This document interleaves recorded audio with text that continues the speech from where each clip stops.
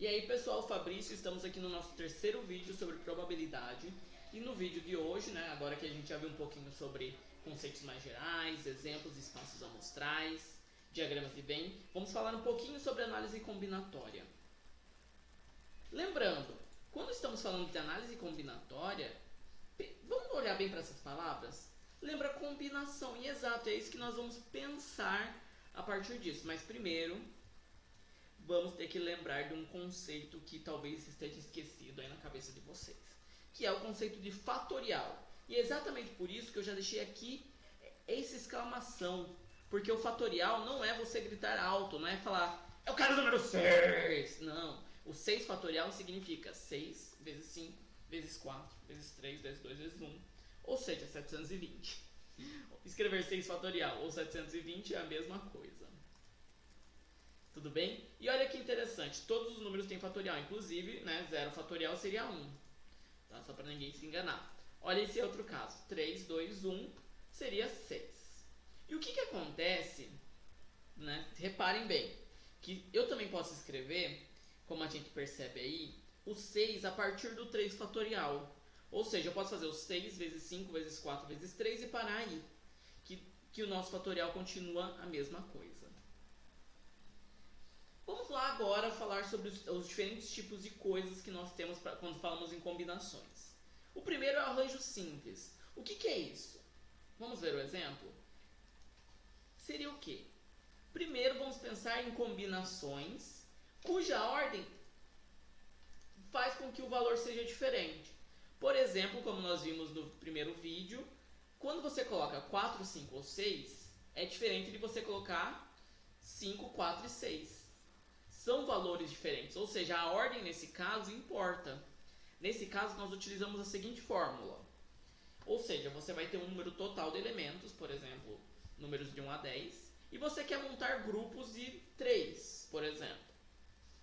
Ou seja, para isso, o que nós vamos fazer? Nós vamos pegar o número total de elementos, e ele fatorial, e no denominador dessa fração, nós vamos colocar o número total de elementos menos a quantidade de elementos por grupo.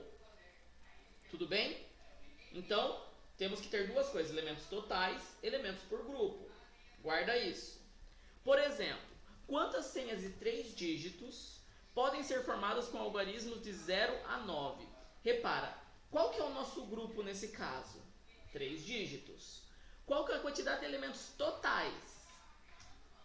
0 a 9. Ou seja, 0, 1, 2, 3, 4, 5, 6, 7, 8, 9, 10 elementos totais.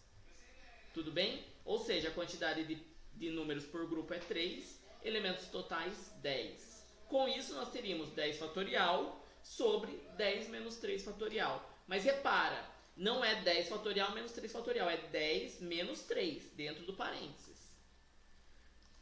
Com isso, 10 menos 3 ficaria 7 fatorial. Lembra aquela regrinha que eu falei no começo do vídeo? Nós podemos fazer o fatorial e parar na metade. Ou seja, ficaria 10 vezes 9 vezes 8 vezes 7 fatorial. 7 fatorial dividido por 7 fatorial vai embora, olha que maravilha.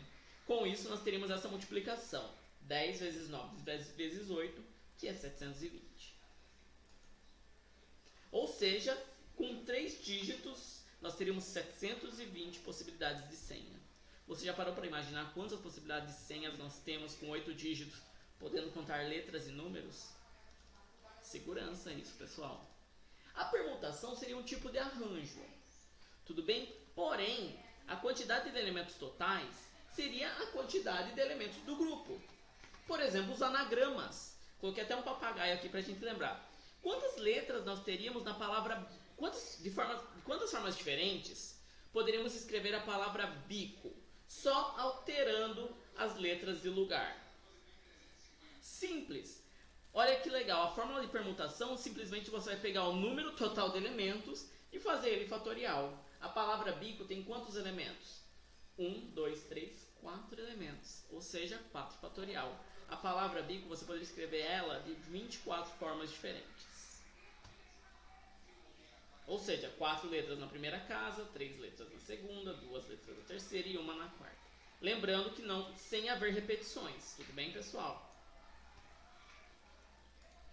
Agora a gente vem para combinação simples. No caso da combinação, a ordem não importa. Tudo bem? Um exemplo disso a gente vai ver daqui a pouquinho. Então, a única diferença da fórmula do arranjo para a fórmula da combinação é que, além de você fazer o n menos o número de elementos do grupo, você vai multiplicar pela quantidade de elementos no grupo fatorial. Tudo bem? Ou seja, vamos lá? Tomando como exemplo AB e BA. Nesse caso aqui é a mesma coisa. Sabe um exemplo disso? Seria o lançamento dos dados. Você tirar 2 e depois 3 é a mesma coisa que tirar 3 e depois 2. Para você isso não faz diferença no lançamento dos dados.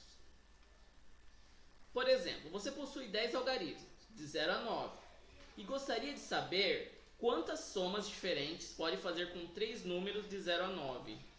Olha só que interessante. Aqui a gente tem que lembrar, a soma, a ordem dos algarismos não importa.